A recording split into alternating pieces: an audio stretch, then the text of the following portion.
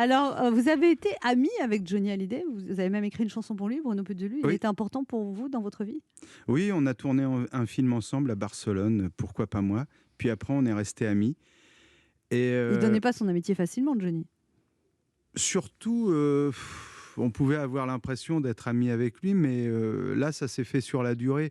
Et puis moi, j'étais un ami qui ne travaillait pas avec lui, qui ne travaillait pas pour lui. C'était une amitié, je dirais, comme ça, simple, gratuite. Il vous appelait la nuit. Il m'appelait la nuit. Il m'appelait la nuit. Et Il d'ailleurs, fallait décrocher? Comment ça se passe? alors, il faisait la tronche. Ah, t'es jamais là. Mais par contre, moi, quand je l'appelais la nuit, qu'il décrochait, il me dit, mais t'es dingue, pourquoi tu m'appelles à ce temps-là? Mais la nuit, c'était à quelle heure? Oh, ça pouvait être à 3, 4 heures du matin. Johnny, Oui. il était insomniaque. Quand il m'arrivait de dormir chez lui à Marne-la-Coquette ou quand on partait en vacances en bateau, souvent j'entendais frapper à la porte. Et il me disait, t'as pas faim, toi? Je mangerais bien un sandwich. Et c'était... Mais il était quelle heure là?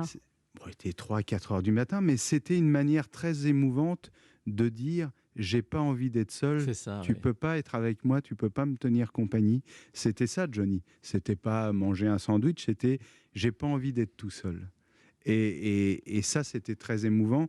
Et sur le coffret que je viens de faire, qui vient de sortir chez Frémaux et Associés, j'ai, vous savez, à l'époque où il n'y avait pas les portables, où j'avais un répondeur, et puis je gardais toujours les messages de mon professeur de conservatoire, Philippe Adrien, que je n'arrivais pas à effacer, de Jean-Luc Godard, et puis de Johnny Hallyday. Et je les ai encore, ces messages.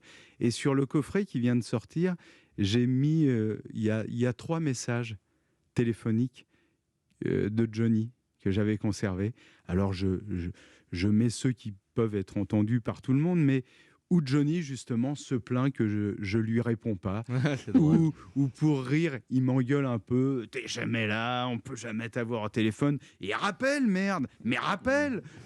Voilà, parce que ça parle de son amitié. Et ça, je ne pouvais pas la décrire, cette amitié-là, mieux que par sa voix gentille, par ses messages gentils quand il s'adresse à moi.